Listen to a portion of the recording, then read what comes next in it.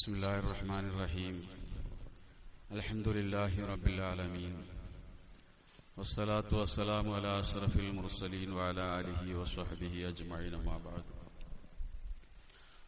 أعوذ بالله من الشيطان الرجيم بسم الله الرحمن الرحيم أحل لكم ليلة الصيام الرفث إلى نسائكم هن لباس لكم وأنتم لباس لهن علم الله أنكم كنتم تختانون أنفسكم فتاب عليكم وعفى عنكم فالآن باشروهن وابتغوا ما كتب الله لكم وكلوا واشربوا حتى يتبين لكم الخيط الأبيض من الخيط الأسود من الفجر ثم أتموا الصيام إلى الليل ولا تباشروهن وأنتم عاكفون في المساجد تلك حدود الله فلا تقربوها كذلك يبين الله آياته للناس لعلهم يتقون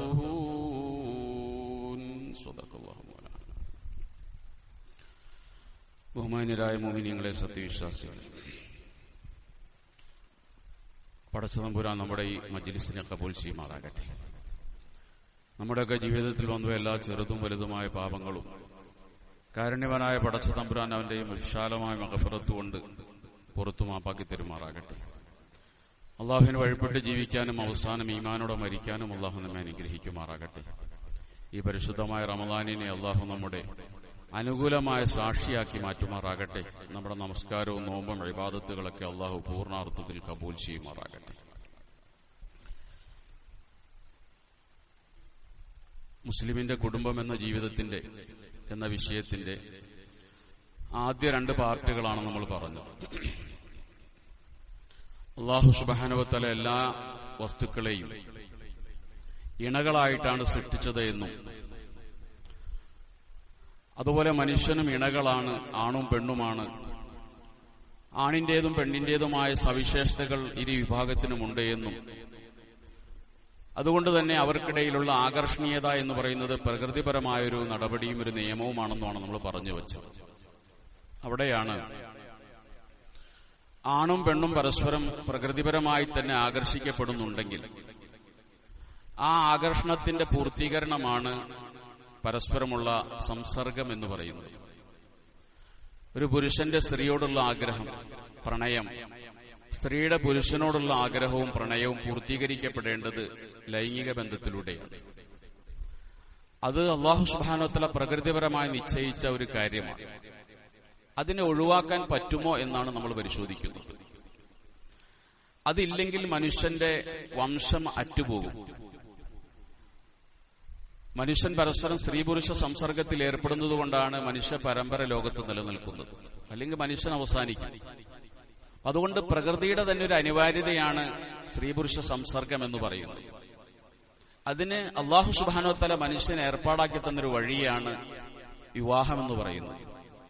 വിവാഹത്തിലൂടെ ഇണകളായി ജീവിച്ച് അതിലൂടെ സന്താനങ്ങൾ ഉണ്ടായി അങ്ങനെ മനുഷ്യകുലം ഇവിടെ ലോകാവസാനം വരെ നിലനിൽക്കുക എന്നുള്ളത് പടച്ച തമ്പുരാന്റെ ഒരു തീരുമാനമാണ്. ആ തീരുമാനത്തിന്റെ ഭാഗമായിട്ടാണ് മനുഷ്യർ പരസ്പരം വിവാഹ ബന്ധത്തിൽ ഏർപ്പെടുന്നത്. ഇവിടെ ഈ ചിന്താഗതിക്ക് വിരുദ്ധമായ ചില ആശയങ്ങളും ചിന്താഗതികളും ലോകത്തുനിന്ന് നിലവിലുണ്ട്. അത് നമുക്ക് കാണാതിരുന്നുകൂടാ. അതായത് ബ്രഹ്മചര്യം. ഒരു പുരുഷനും ഒരു സ്ത്രീക്കും ഇണചേരാതെ തന്നെ, പരസ്പരമുള്ള സംസർഗമില്ലാതെ തന്നെ നന്നായി ജീവിക്കാൻ കഴിയും, ഭക്തനായി ജീവിക്കാൻ കഴിയുമെന്ന നിലപാടാണ് ബ്രഹ്മചര്യം എന്ന് പറയുന്നത്. അപ്പൊ ബ്രഹ്മചാരിയായ ഒരാൾക്ക് ജീവിക്കാൻ കഴിയുമെന്നൊരു ആശയം മുന്നോട്ട് വയ്ക്കുന്ന ധാരാളം ആളുകളുണ്ട്, മത നേതൃത്വമുണ്ട്. ഇപ്പോ ഹിന്ദു മതത്തിന്റെ പൊതുവായ നിലപാടെന്ന് പറയുന്നത് വിഹിതവും നിയന്ത്രിതവുമായ ലൈംഗിക ബന്ധം ആവശ്യമാണ് എന്ന് തന്നെയാണ്. അതാണ് മതാചാര്യന്മാർ പറയുന്നത്. പക്ഷെ അവിടെ തന്നെ വ്യത്യസ്തമായ ചില കാഴ്ചപ്പാടുകളുണ്ട്. ഇപ്പൊ സ്വാമി ശിവാനന്ദ അദ്ദേഹത്തിന്റെ ഒരു നിലപാടെന്ന് പറഞ്ഞു കഴിഞ്ഞാൽ ബ്രഹ്മചര്യം എന്ന് പറയുന്നതാണ് ശരി, ബ്രഹ്മചര്യമാണ് ശരി. ബ്രഹ്മചര്യം സ്വീകരിക്കാതെ ഒരു മനുഷ്യന് ആരോഗ്യമുണ്ടാകില്ല, ഒരു മനുഷ്യന് ആത്മീയതയും ഉണ്ടാകില്ല. ഇതാണ് അദ്ദേഹത്തിന്റെ കാഴ്ചപ്പാട്. അപ്പൊ മനുഷ്യന്റെ ആരോഗ്യത്തെയും മനുഷ്യന്റെ ആത്മീയതയും ബ്രഹ്മചര്യവുമായിട്ടാണ് സ്വാമി ശിവാനന്ദ ബന്ധിപ്പിക്കുന്നത്. ഇത് രണ്ടും, ബ്രഹ്മചര്യം ഒരാള് നഷ്ടപ്പെടുത്തുമ്പോൾ, വിവാഹം കഴിക്കുമ്പോൾ ഇത് നഷ്ടപ്പെടുന്നു എന്നാണ് അദ്ദേഹത്തിന്റെ കാഴ്ചപ്പാട്. അദ്ദേഹം പറയുന്നത് എങ്ങനെയാണ്? അക്ഷരങ്ങളില്ലാതെ ഭാഷയുണ്ടാകില്ല. അക്ഷരങ്ങളില്ലാതെ ഭാഷയുണ്ടാകില്ല. പുസ്തകമില്ലാതെ, പേപ്പറില്ലാതെ എഴുതാൻ കഴിയില്ല. എന്നതുപോലെ ബ്രഹ്മചര്യമില്ലാതെ ഒരു മനുഷ്യനൊരിക്കലും ദൈവത്തിന്റെ ഭക്തനായി ജീവിക്കാൻ കഴിയില്ല. അപ്പൊ ദൈവവുമായുള്ള ഭക്തിയെ ബ്രഹ്മചര്യവുമായി ബന്ധിപ്പിച്ചുകൊണ്ട് വിവാഹം ഒരു മോശം ഏർപ്പാടാണെന്ന് അദ്ദേഹം സമർത്ഥിക്കുകയാണ്. ഇത് അദ്ദേഹത്തിന്റെ മാത്രമല്ല, ആര്യ സമാജത്തിന്റെ സ്ഥാപകനായ സ്വാമി ദയാനന്ദ സരസ്വതി, അദ്ദേഹത്തിന്റെ നിലപാട് ഇത് തന്നെയാണ്.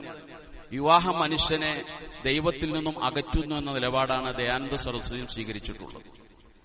ഇത് ഹൈന്ദവ പുരോഹിതന്മാരിൽ മാത്രമല്ല, ചില ക്രൈസ്തവ പണ്ഡിതന്മാരും. ഇപ്പോ പൗലോസ്ലീഹ എന്ന് പറയുന്നത് വിശുദ്ധ പൗലോസാണല്ലോ ക്രിസ്തു മതത്തിന്റെ, ഇന്നത്തെ രീതിയിലുള്ള മതത്തിന്റെ സ്ഥാപകൻ വിശുദ്ധ പൗലോസാണ്.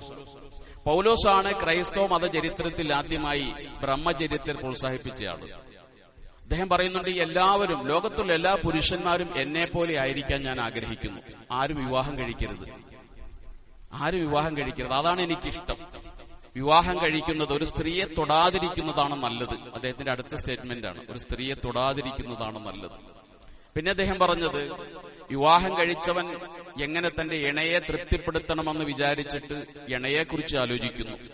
വിവാഹം കഴിക്കാത്തവൻ കർത്താവിനെ എങ്ങനെ തൃപ്തിപ്പെടുത്താമെന്ന് വിചാരിച്ച് കർത്താവിനെ കുറിച്ച് ആലോചിക്കുന്നു. ആരാണ് മഹാൻ? അപ്പൊ തന്റെ ഇണയെക്കുറിച്ച് ആലോചിക്കുന്നവനാണോ കർത്താവിനെ കുറിച്ച് സദാസമയം ആലോചിക്കുന്നവനാണോ മഹാൻ എന്നാണ് പൗലോസ്ലീഹ ചോദിച്ചത്.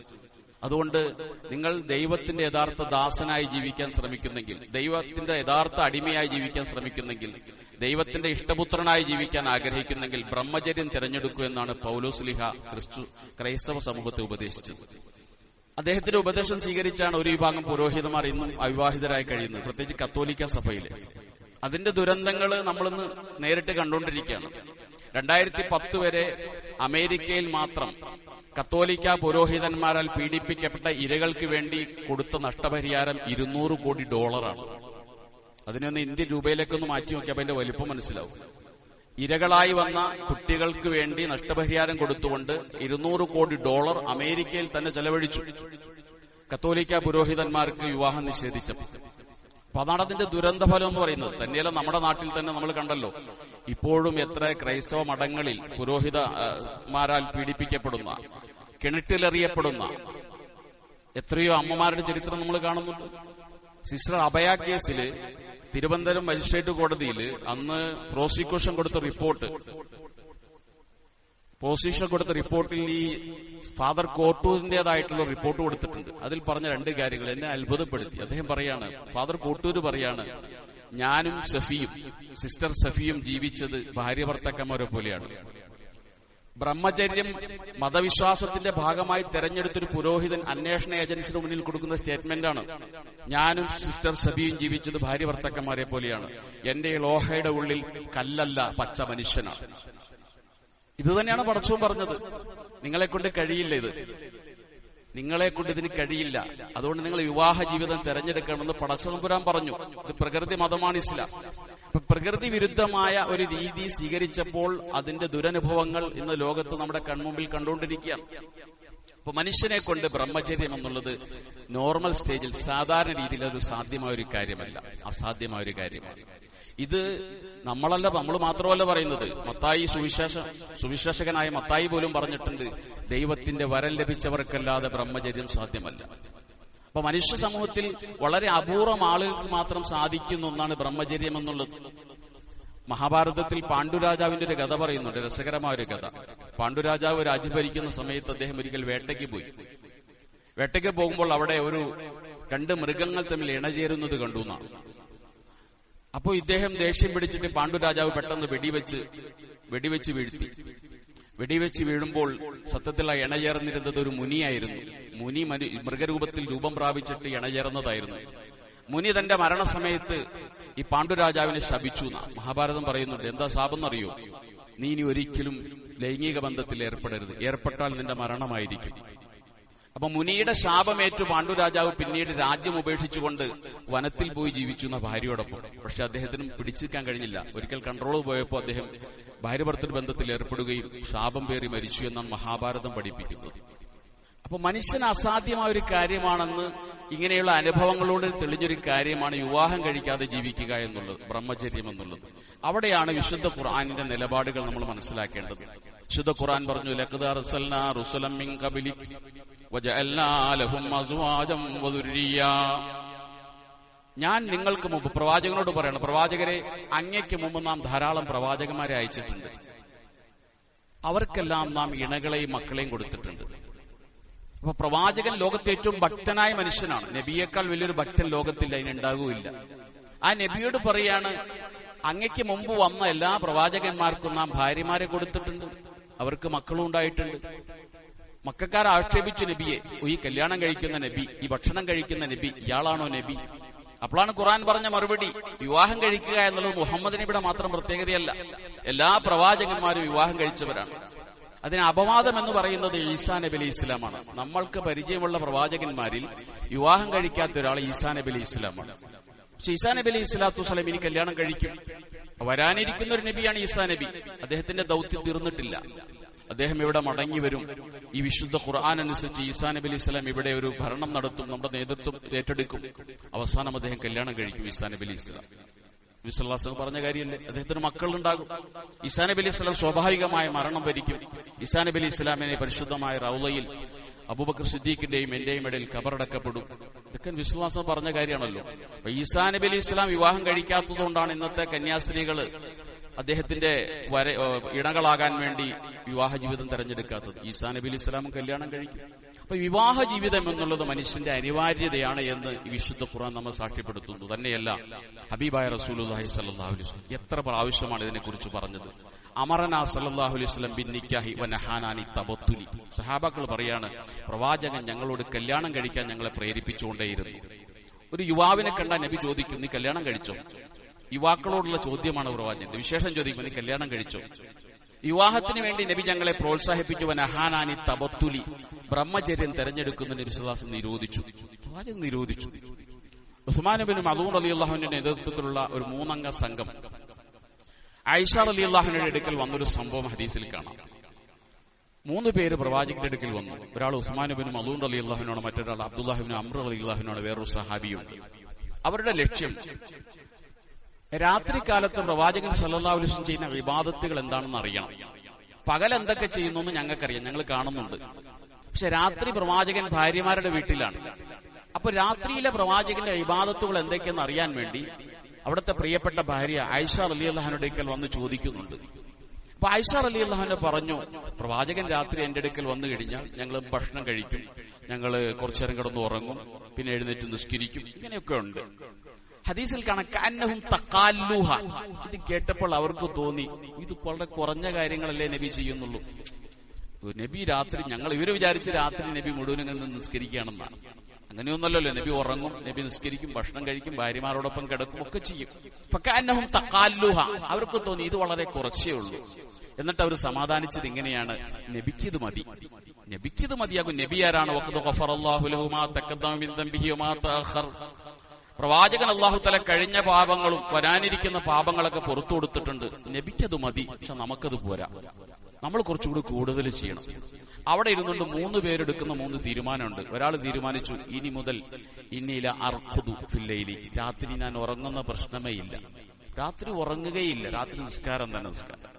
മറ്റേ ആൾ തീരുമാനിച്ചു, ഞാൻ ഇനി ഒരു ദിവസം പോലും നോമ്പ് വിടൂല, എന്നും നോമ്പായിരിക്കും, പകൽ മുഴുവനും നോമ്പായിരിക്കും.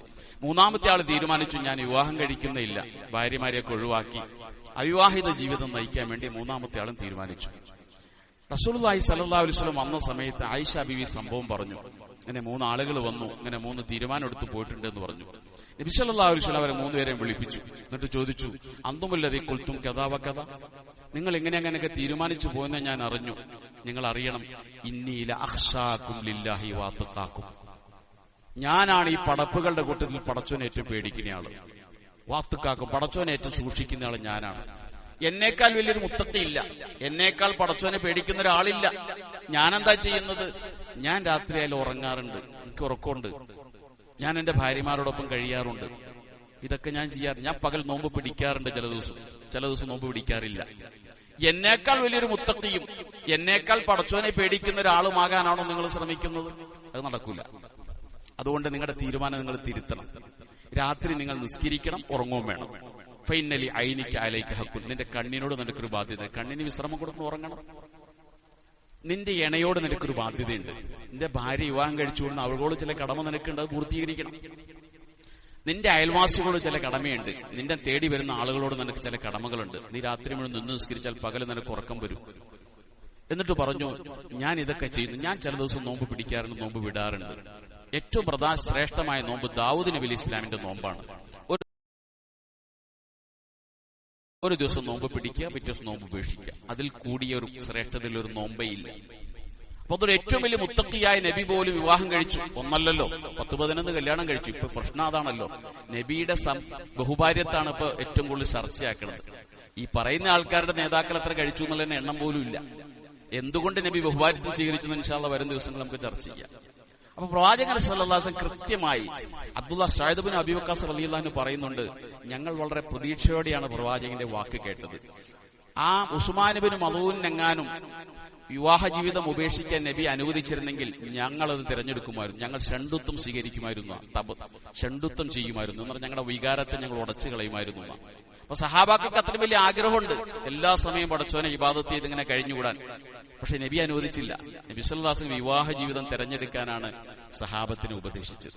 അതുകൊണ്ട് വൈവാഹിക ജീവിതം എന്ന് പറയുന്ന പ്രകൃതി നിയമം അതിനെ മാറ്റിവെച്ചുകൊണ്ട് ഒരു ബ്രഹ്മചര്യം സ്വീകരിക്കുക എന്നുള്ളത് സാധാരണ രീതിയിൽ മനുഷ്യനെ സംബന്ധിച്ചിടത്തോളം അസാധ്യമായ ഒരു കാര്യമാണ്. അതുകൊണ്ടാണ് വിവാഹത്തിന് പ്രോത്സാഹിപ്പിച്ചത്. നബി പറഞ്ഞു, യാ മഅ്ശറ ശബാബ്, യുവാക്കളെ, ചെറുപ്പക്കാരെ, മൻ ഇസ്തതാഅ മിൻകുമുൽ ബാഅത ഫല്യതസവ്വജ്, നിങ്ങളിൽ ആർക്കെങ്കിലും മഹർ കൊടുക്കാൻ കഴിയുമെങ്കിൽ, ഒരു പെണ്ണിന് ചെലവിന് കൊടുക്കാൻ കഴിയുമെങ്കിൽ ഫല്യതസവ്വജ്, അവൻ വിവാഹം കഴിക്കട്ടെ, അവൻ കഴിക്കട്ടെ, കൽപ്പനയാണത്, വിവാഹം കഴിക്കട്ടെ. ഫഇന്നഹു അഗളു ലിൽ ബസരി, അതവന്റെ കണ്ണിനെ അടപ്പിക്കും, ഹറാമിലേക്ക് നോക്കാതെ കണ്ണിനെ സംരക്ഷിക്കും. വഹ്സനുൽ ഫർജി, അവന്റെ ഗുഹ്യസ്ഥാനത്തെയും സംരക്ഷിക്കുക തന്നെ ചെയ്യും. പ്രവാചകൻ വിവാഹത്തിന് വേണ്ടി മനുഷ്യരെ പ്രോത്സാഹിപ്പിക്കുകയാണ്. വിവാഹത്തിന് 4 ഹുക്കുമുണ്ട്. സാധാരണ നമ്മൾ മനസ്സിലാക്കുന്നത് നിക്കാഹ് കഴിക്കുക എന്നുള്ള സുന്നത്താണെന്നാണ്.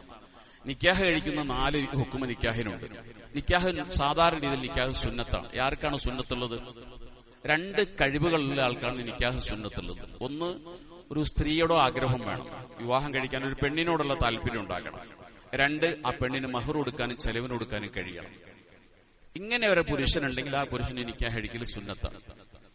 ഇനി ഒരു സ്ത്രീയോട് ഒരാൾക്ക് ആഗ്രഹമില്ല, അങ്ങനെ ഒരു താല്പര്യം ഇല്ല, ചെലവിന് കൊടുക്കാനും മഹർ കൊടുക്കാനുള്ള കഴിവില്ല, ആ പുരുഷൻ നിക്കാഹിൽ കറാഹത്താണ്, അവന് സുന്നത്തില്ല.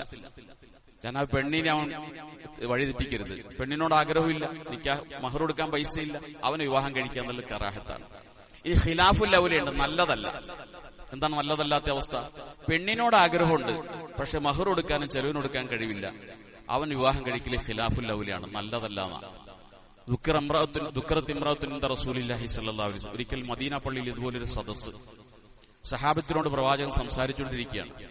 അപ്പോൾ അവിടെ ഒരാൾ എഴുന്നേറ്റ് എന്ന് പറഞ്ഞു, നബി, ഒരു പെണ്ണുണ്ട്, ആ പെണ്ണിന് ഭർത്താവില്ല, ഒക്കെ വിവാഹപ്രായമായിട്ടുണ്ട് എന്ന് പറഞ്ഞപ്പോൾ പ്രവാചകൻ അല്പനേരം മൗനിയായിരുന്നു. അപ്പോൾ ഒരു സഹാബി എഴുന്നേറ്റ് എന്നിട്ട് പറഞ്ഞു, നബിയെ സവ്വജിനിഹ, ആ പെണ്ണിനെ എനിക്ക് കെട്ടിച്ചെന്നേരെന്ന് പറഞ്ഞു. എനിക്ക് കെട്ടിച്ചെന്നേരം, ഞാൻ കെട്ടിക്കോളാം എന്ന് പറഞ്ഞു. അപ്പൊ നബി സ്വല്ലല്ലാഹു അലൈഹി വസല്ലം ചോദിച്ചു, നിനക്ക് മഹർ കൊടുക്കാൻ നിന്റെ അടുത്ത് കഴിവുണ്ടോ? അതൊന്നുമില്ല, മഹർ കൊടുക്കാനൊന്നും കഴിവില്ല. അപ്പോൾ നബി സ്വല്ലല്ലാഹു അലൈഹി വസല്ലം പറഞ്ഞു, ഫമൻ ലം യസ്തതി' ഫഅലൈഹി ബിസ്സൗം, ഫമൻ ലം യസ്തതി' ഫഅലൈഹി ബിസ്സൗം, പെണ്ണിനോട് ആഗ്രഹമുണ്ട് പക്ഷെ മഹർ കൊടുക്കാൻ കഴിയില്ലെങ്കിൽ അവൻ നോമ്പനുഷ്ഠിക്കട്ടെ. ഫഇന്നഹു ലഹു വിജാ, അത് അവന്റെ വികാരത്തെ ശമിപ്പിക്കുന്ന. അപ്പോൾ കല്യാണം കഴിക്കാൻ പെണ്ണിനോട് ആഗ്രഹമുണ്ട് പക്ഷെ മഹർ കൊടുക്കാനും ചെലവ് കൊടുക്കാനും കഴിയില്ലാത്തവർ ചെയ്യേണ്ടത് മരുന്നുകൾ ഉപയോഗിക്കരുത്, വികാരത്തെ നശിപ്പിക്കുന്ന മരുന്നുകൾ ഉപയോഗിക്കരുത്, അത് തെറ്റാണ്. ചെയ്യേണ്ടത് നോമ്പനുഷ്ഠിച്ചുകൊണ്ട് താൽക്കാലികമായി വികാരത്തെ ശമിപ്പിക്കുക. കാരണം ഇവൻ എന്തെങ്കിലും മഹർ കൊടുക്കാൻ കഴിവുണ്ടാൽ അന്ന് പെണ്ണ് കിട്ടേണ്ടതല്ലേ. അതുകൊണ്ട് ഇവന്റെ വികാരം തീർത്തും ഇല്ലാതാക്കുന്ന മരുന്നുകൾ ഉപയോഗിച്ചു കഴിഞ്ഞാൽ പിന്നീട് ഒരിക്കലും ജീവിതം നടക്കാതെ വരും. അതുകൊണ്ട് അത് തെറ്റായിട്ടാണ് ശറഅ് കാണുന്നത്. പിന്നെ ചെയ്യേണ്ടത് നോമ്പനുഷ്ഠിച്ചുകൊണ്ട് വികാരത്തെ ശമിപ്പിക്കുക. ഫഇന്നഹു ലഹു വിജാ, അത് അവന് ശമനമാണെന്ന് പറയുന്നു. അപ്പൊ അങ്ങനെയുള്ളവർക്ക് വിവാഹം കഴിക്കൽ ഖിലാഫുൽ ഔലയാണ്. 4ാമത് വിവാഹം കഴിക്കൽ വാജിബായ രൂപമുണ്ട്, നിർബന്ധമായ രൂപം, അത് നേർച്ചയാക്കിയാലാണ്. ഒരാൾ പെണ്ണിട്ടാൻ വേണ്ടി നേർച്ചയാക്കിയാൽ അയാൾക്ക് പെണ്ണിട്ടൽ നിർബന്ധമാണ്. നേർച്ചയാക്കാം, അങ്ങനെ ഏത് സുന്നത്തായ കാര്യവും നേർച്ചയാക്കാം, ഏത് സുന്നത്തായ കാര്യവും നേർച്ചയാക്കാം. ജായിസായ കാര്യം നേർച്ചയാക്കാൻ പാടില്ല, വാജിബായ കാര്യവും നേർച്ചയാക്കാൻ പാടില്ല. അപ്പോൾ നമ്മൾ ദുഹ്റുസ്കരിക്കാൻ നേർച്ചയാക്കാൻ പാടില്ല, നേർച്ചയാക്കാതെ തന്നെ നിർബന്ധമാണല്ലോ. ഭക്ഷണം കഴിക്കാൻ വേണ്ടി നേർച്ചയാക്കാൻ പാടില്ല, കാരണം ഭക്ഷണം കഴിക്കൽ അനുവദനീയമായ കാര്യമാണ്, കഴിക്കും കഴിക്കാതിരിക്കും, ഞാൻ നേർച്ചയാക്കാൻ പാടില്ല. സുന്നത്തായ ഏത് കാര്യവും നേർച്ചയാക്കാം. അപ്പൊ നമ്മൾ ദുഹറിന് മുമ്പ് 2 റക്അത്ത് സുന്നത്ത് നിസ്കരിച്ചില്ലേ, അത് സുന്നത്തേ ഉള്ളൂ. വേണമെങ്കിൽ ഒരാൾക്ക് നേർച്ചയാക്കാം. ഞാൻ ഈ ഒരാഴ്ചത്തേക്ക് ളുഹർ മുമ്പ് സുന്നത്ത് നിസ്കരിക്കുന്നു നേർച്ചയാക്കിയാൽ ആ നേർച്ച ശരിയാണ്. പക്ഷെ നിർബന്ധമാവും, അപ്പോൾ ചെയ്യൽ നിർബന്ധമാവും. നേർച്ചയാക്കിയില്ലെങ്കിൽ ചെയ്യൽ സുന്നത്തേ ഉള്ളൂ. അതുപോലെ ഒരാൾ തീരുമാനിക്കണം ഞാൻ പെണ്ണ് കിട്ടാൻ വേണ്ടി നെയ്യത്ത് നേർച്ചയാക്കി എന്ന് പറഞ്ഞാൽ അയാളൊക്കെ സംബന്ധിച്ചിടത്തോളം നേർച്ച വീടാൻ വേണ്ടിയാണ് വിവാഹം കഴിക്കുക എന്നുള്ളത് നിർബന്ധമായി തീരും. അപ്പൊ ചുരുക്കത്തിൽ വിവാഹം എന്നുള്ളത് പ്രവാചകൻ സല്ലല്ലാഹു അലൈഹി വസല്ലം ഈ അർത്ഥത്തിൽ പ്രോത്സാഹിപ്പിക്കുകയും ഈ അർത്ഥത്തിൽ പ്രേരിപ്പിക്കുകയും മനുഷ്യനെ കൊണ്ട് സാധാരണ രീതിയിൽ ബ്രഹ്മചര്യം അസാധ്യമാണെന്ന് പഠിപ്പിക്കുകയും ചെയ്ത പവിത്രമായൊരു നിക്കാഹ്. സ്ത്രീ പുരുഷന്മാർക്കിടയിൽ അല്ലാഹു സുബ്ഹാനഹു വ തആല നിശ്ചയിച്ച ഈ വലിയൊരു ആകർഷണീയതയുടെ പൂർത്തീകരണമാണ് നിക്കാഹ് എന്ന് പറയുന്നത്. അതിലേക്ക് യുവാക്കൾ മുന്നിട്ട് വരണം. ഇന്ന് നമ്മൾ കാണുന്ന ഒരു ദുരന്തം, അത് പറയാനാണ് ഞാനിത് പറഞ്ഞു വെച്ചത്. ഇന്ന് നമ്മൾ കാണുന്ന ഒരു ദുരന്തം നമ്മുടെ നാട്ടിലും പരിസര നാടുകളിലും വിവാഹത്തെ പിന്തിപ്പിക്കുന്ന ഒരു സ്വഭാവമുണ്ട്. അല്ലെങ്കിൽ വിവാഹം വേണ്ടെന്ന് തീരുമാനിക്കുന്നു. പ്രത്യേകിച്ച് സ്ത്രീകളാണ് അത്തരം തീരുമാനങ്ങൾ എടുക്കുന്നത്. അത് വലിയ ദുരന്തങ്ങളിലേക്കാണ് നമ്മുടെ നാടും പൊതുവെ സമൂഹവും നീങ്ങാൻ പോകുന്നത്. വിവാഹത്തെ എത്ര പ്രോത്സാഹിപ്പിക്കുകയും അതിന് പ്രായം നിശ്ചയിച്ചിട്ടില്ലല്ലോ. വിവാഹം കഴിക്കുന്നതിന് ഇസ്ലാമിൽ പ്രായം നിശ്ചയിച്ചിട്ടില്ല. ഇന്ത്യൻ നിയമം അനുസരിച്ച് 18 വയസ്സ് പെണ്ണിനും 21 വയസ്സ് പുരുഷനും വേണം. അത് നമ്മൾ പാലിക്കണം, അല്ലെങ്കിൽ ജയിലിൽ പോകും. ഇസ്ലാം അങ്ങനെ ഒരു 18 വയസ്സ് നിശ്ചയിച്ചിട്ടില്ല. പരമാവധി നേരത്തെ കഴിക്കുക എന്നുള്ളതാണ് ഇന്നത്തെ ശാസ്ത്രവും അത് തന്നെയാ പറയുന്നത്. കാരണം ഗർഭിണിയാകാൻ പിന്തുന്നതിനനുസരിച്ച് ആരോഗ്യകരമായ പ്രശ്നങ്ങൾ ഉണ്ടായിത്തീരും. തന്നെയല്ല, സ്നേഹം കൂടാൻ നല്ലത് പരമാവധി നേരത്തെ വിവാഹം കഴിക്കുന്നത് തന്നെയാണ്. അതുകൊണ്ടാണ് ഇസ്ലാം വിവാഹത്തിന് പ്രായം നിശ്ചയിക്കാത്തത്. പ്രവാചകൻ സല്ലല്ലാഹു അലൈഹി വസല്ലം 25 വയസ്സുള്ളപ്പോൾ 40 വയസ്സുള്ള ഖദീജ ബീവിയെ കല്യാണം കഴിച്ചു. ഏറ്റ വ്യത്യാസം പോലും ഇസ്ലാമിൽ വിഷയമല്ല. നമ്മളാണ് പെണ്ണിന് പ്രായം കുറഞ്ഞിരിക്കണമെന്ന് നമ്മൾ നിശ്ചയിച്ചതാണ് ആ മാനദണ്ഡം. ഇസ്ലാമിൽ അങ്ങനെ ഒരു മാനദണ്ഡവും ഇല്ല. ഇപ്പോ സച്ചിൻ ടെണ്ടുൽക്കർ വിവാഹം കഴിച്ചിരിക്കുന്ന പെണ്ണിന് 5 വയസ്സ് കൂടുതലാണ്. 5 വയസ്സ് കൂടുതലുള്ള പെണ്ണിനെയാണ് സച്ചിൻ ടെണ്ടുൽക്കർ ഭാര്യയാക്കിയിരിക്കുന്നത്. ആരും ചർച്ചയാക്കണില്ലല്ലോ. അപ്പൊ പ്രവാചകന്റെ വിവാഹം മാത്രമാണ് സമൂഹത്തിൽ ചർച്ചയായി വരുന്നത്. അതുകൊണ്ട് നബി സല്ലല്ലാഹു അലൈഹി വസല്ലം പറയുന്നുണ്ട്, നിങ്ങൾ നിങ്ങളുടെ മക്കളുടെ കുറ്റം പേറുന്നൊരവസ്ഥ ഉണ്ടാകരുത്. പിതാക്കളോടാണ്. നിങ്ങൾ നിങ്ങളുടെ മക്കളുടെ തെറ്റിന്റെ ഭാരമേറുന്നൊരവസ്ഥ ഉണ്ടാകരുത് എന്ന് പറഞ്ഞാൽ, മക്കൾക്ക് വിവാഹപ്രായം എത്തിയിട്ട് വിവാഹം കഴിച്ചു കൊടുത്തില്ലെങ്കിൽ പിന്നെ മക്കൾ ചെയ്യുന്ന തെറ്റിന് ഉത്തരവാദി മാതാപിതാക്കളാണ്. അപ്പൊ വിവാഹപ്രായം എത്തിക്കഴിഞ്ഞാൽ അവരെ വിവാഹിതരാക്കേണ്ട ചുമതല മാതാപിതാക്കളുടേതാണ്. അതവരെ പറഞ്ഞ് മനസ്സിലാക്കി അതിന്റെ വരുംവരായികളെ ബോധ്യപ്പെടുത്തി മക്കളെ വിവാഹിതരാക്കാൻ വേണ്ടി ശ്രമിച്ചില്ലെങ്കിൽ പിന്നീട് അവർ ചെയ്യുന്ന തെറ്റുകൾക്ക് നമ്മൾ ഉത്തരവാദിയായി മാറും. തന്നെയല്ല, അള്ളാഹു നമ്മളോട് കൽപ്പിച്ച കാര്യമാണ് വിവാഹം. അള്ളാഹുവിന്റെ റസൂലിന് ഇഷ്ടപ്പെട്ട കാര്യം മൻ അഹബ്ബ സുന്നത്തി. നിങ്ങൾ ആ ഹദീസിന്റെ പ്രയോഗം കേട്ടോ, മൻ അഹബ്ബ സുന്നത്തി. എന്റെ സുന്നത്തിനോട് നിങ്ങൾക്ക് ഇഷ്ടമുണ്ടെങ്കിൽ, എന്റെ സുന്നത്തിനോട് നിങ്ങൾക്ക് ഇഷ്ടമുണ്ടെങ്കിൽ നിങ്ങൾ വിവാഹം കഴിക്കാനാണ് പറഞ്ഞത്. അപ്പൊ നബിക്ക് ഇഷ്ടപ്പെട്ട കാര്യമാണ് നമ്മൾ വിവാഹം കഴിക്കുക എന്നുള്ളത്. നമ്മൾ വിവാഹം കഴിക്കുന്നതിലൂടെ നേടിയിരിക്കുന്ന നബി സല്ലല്ലാഹു അലൈഹി വസല്ലം ഇഷ്ടം കൂടിയാണ്. അതുകൊണ്ട് വിവാഹത്തെ ഈ രീതിയിൽ നമ്മുടെ മക്കളെ പറഞ്ഞ് മനസ്സിലാക്കി വിവാഹിതരാക്കാൻ വേണ്ടി ശ്രമിക്കുക. അള്ളാഹു അനുഗ്രഹിക്കുമാറാകട്ടെ. തെറ്റുകളിൽ നിന്ന് കുറ്റങ്ങൾ നമ്മുടെ മക്കളെ നമ്മളെ അള്ളാഹു തആല അകറ്റി നിർത്തുമാറാകട്ടെ. വാഹിറു ദഅവതി അൽഹംദുലില്ലാഹി റബ്ബിൽ ആലമീൻ.